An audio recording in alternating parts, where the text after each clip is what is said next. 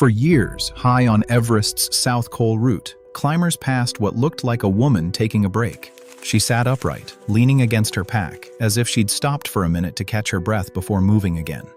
Her hair lifted and snapped in the wind. Her eyes were open, but she wasn't resting. She was frozen there, mummified by the cold, right on the path thousands of people would later take on their own summit attempts. A silent, impossible warning in the death zone. You can reach the top and still never come home. Her name was Hannelore Schmatz. In October 1979, she became the fourth woman to summit Mount Everest, and during the descent, she became the first woman to die on it. If you appreciate deep, serious documentaries like this one, consider subscribing. It helps us bring more untold stories to light. Let's go back to the beginning. Hannelore Schmatz wasn't a beginner chasing a reckless dream. She had lived in the world of extreme mountains for years. After she married Gerhard Schmatz in 1962, he introduced her to high-altitude climbing, and he wasn't just any mountaineer. Gerhard would go on to become the first European to climb all 7 summits, the highest peak on each continent. Their marriage wasn't only built around daily life. It was built around rope, ice, risk, and the kind of quiet discipline that keeps people alive where air runs thin. Together, they climbed major peaks across the world. In 1973, they summited Manaslu in Nepal, 26,781 feet, the 8th highest mountain on Earth. After that climb, Everest stopped being a distant idea and became the next line on their horizon. Gerhard applied for permission to climb Mount Everest. They waited. 4 years passed with no answer. In the meantime, the Schmatzes kept climbing. Tariq Mir in northern Pakistan, then Lhotse, the 4th highest mountain in the world, standing shoulder to shoulder with Everest itself. When they returned from Lhotse, the message finally came. Their Everest permit had been approved. The expedition was scheduled for the autumn of 1979. That meant 2 years to prepare for the most unforgiving mountain on the planet.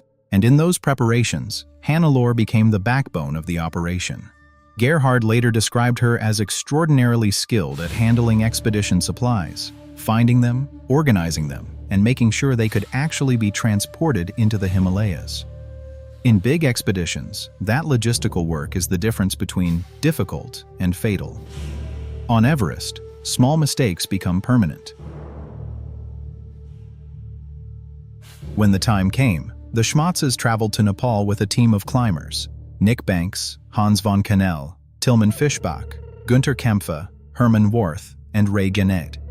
They also hired 5 Sherpas to support the climb. By late July, they began the long approach toward base camp. 2 months, step by step, load by load. Every day pushing deeper into altitude, deeper into cold, deeper into the slow truth of Everest. The mountain doesn't care how experienced you are, how prepared you feel, or how badly you want it.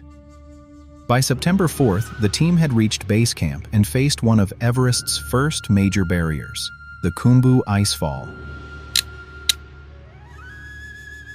It's a shifting maze of crevasses and collapsing towers of ice, a place that can change shape overnight and kill without warning.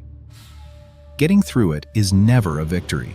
It's a permission slip, temporary, fragile, and always paid for with stress. They moved upward to Camp 2 at around 20,600 feet. Then they climbed the steep wall of the Lhotse face to reach Camp 3. The next critical goal was the South Col, around 26,000 feet, where Everest and Lhotse meet on a wind-blasted ridge. It's also the gateway into the death zone, the altitude where the human body begins dying simply because it cannot repair itself fast enough. Before the expedition, Hannelore had told Gerhard that reaching the South Col would be her personal goal. Not everyone needs the summit to feel complete, but as the climb progressed, it became obvious that she was strong. Stronger than many people expected. She was handling the altitude, she was moving well, and like nearly everyone who reaches that height feeling capable, she began to want more than the original plan. She wanted the summit. They reached the South Col on September 24th. Weather slowed them. Everest always demands patience, then punishes impatience. When a window finally opened, they organized their summit push in 2 waves. Gerhard went first with Hermann Worth, Hans von Kannel, and 2 Sherpas. He later explained the reason plainly. They wanted to break trail and take the burden off Hannelore. The second wave included the remaining climbers and one Sherpa.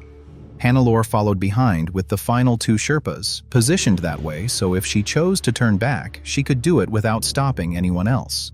On the morning of October 1st, Gerhard's group launched their final push and reached the summit around 2 p.m. They returned to the South Col the same evening, exhausted but alive. Everyone else planned to summit the next morning, October 2nd, but conditions were visibly deteriorating. Gerhard urged Hannelore to abandon her plan. He warned her the weather was turning. He didn't want her going up. Hannelore refused. She had climbed too far, trained too long, and endured too much to stop within reach of the top. And from the South Col, the summit can feel close enough to touch. It's not. On October 2nd, Hannelore and the remaining climbers started upward. Those waiting at the South Col watched the sky, uneasy. They expected the team to turn back. They didn't. That evening, around 6 p.m., the group reached the summit of Mount Everest. Hannelore Schmatz had done it. She was the 4th woman in history to stand on top of the world. But the summit isn't the finish line on Everest. It's the halfway point. And the most dangerous half begins when your body is empty, the light is fading, and the mountain is already trying to take back what it allowed you to borrow. Because they reached the top so late, their descent immediately became a race against night and exhaustion. The route back to the South Col is brutal, even in perfect conditions. In worsening weather, after a late summit, it becomes a slow-motion emergency. During the descent, 2 climbers fell behind, Hannelore Schmatz and Ray Jennett. They were exhausted, beyond normal fatigue, the kind that makes decisions feel heavy, like thinking itself takes oxygen you don't have. They stopped. Their Sherpa guides warned them not to. The advice on Everest in a crisis is simple: keep moving, get down, reach camp. Stopping in the death zone is a negotiation with death, and the mountain always wins negotiations eventually. But Jennett was out of oxygen and near collapse. He could not continue. The decision was made to bivouac, an improvised rest with little or no shelter, still high above 27,000 feet, still fully exposed to the cold and wind. Within hours, Ray Jennett succumbed to hypothermia. Hannelore and one Sherpa, Sungdare, remained. They could not save Jennett. They could not carry him. They could not stay. So they left his body and continued down. But by then, the line between survival and tragedy had already been crossed. Not far from the next camp, around 27,200 feet, Hannelore reached the edge of what her body could endure. She turned to Sungdare and asked for water. The request was simple, human, and heartbreaking. Water, water. Then she collapsed. Hannelore Schmatz died during the descent at 39 years old, after a successful summit. Sungdare stayed with her body, because leaving someone behind on Everest is not a casual act, even when there is nothing you can do. But that loyalty came with a price. He survived, but lost most of his toes and fingers to frostbite. Around that time, Tilman Fischbach and Sherpa Ang Nawang were climbing back up, trying to see if they could help the descending climbers. Sungdare told them what had happened, news that didn't feel real even to the people living inside it. They turned and went back to camp, leaving Hannelore's body where she fell. Later, Gerhard described the shock as something he could barely process. They had been bound together for 2 decades, not only as husband and wife, but as partners who had faced danger on mountains across the world. Now he was standing on Everest, alive, while Hannelore was gone. The expedition eventually ended. The surviving team returned home. Gerhard returned alone. And up on Everest, Hannelore did not leave. Her body remained exactly where she died, preserved by the extreme cold, positioned close to the route climbers take between the South Col and the summit. Over time, she became one of the mountain's most infamous sights. Not because she was displayed, not because anyone wanted that, but because Everest does not easily give bodies back, and at that altitude, recovery is dangerous, expensive, and often impossible. Years later, climbers described passing her as if passing a figure frozen mid-moment. The image was especially disturbing because she didn't look like a fallen climber sprawled in defeat. She looked seated, composed, almost like she might move again. In 1985, Norwegian mountaineer Arne Næss wrote about seeing her near Camp 4, Only about 100 meters above it, sitting against her pack, eyes open, hair moving in the wind. It felt, he said, as though she watched climbers pass. Not as a ghost story, as a reality check. A reminder that above the South Col, you are alive only on the mountain's terms. There were attempts to recover her remains. In 1984, during a police expedition, 2 men died while trying to retrieve her body.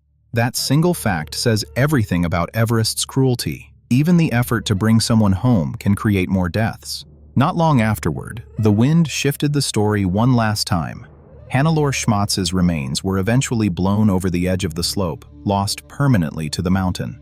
No grave, no marker, just the highest and harshest kind of silence. Hannelore Schmatz's story is often repeated for the most sensational detail, that her body stayed on the route for years, an eerie landmark in the death zone. But the real lesson isn't about the corpse, it's about the sequence that killed her. A late summit, deteriorating weather, the descent beginning too close to nightfall, exhaustion deep enough to make stopping feel necessary, a decision to rest in a place where rest becomes surrender. She achieved what only a handful of women had achieved at that time. She reached the top of Everest. And then, like so many others, she learned the cruelest rule of high-altitude climbing. The summit is optional, the descent is mandatory, and Everest is at its deadliest when you believe the hardest part is over,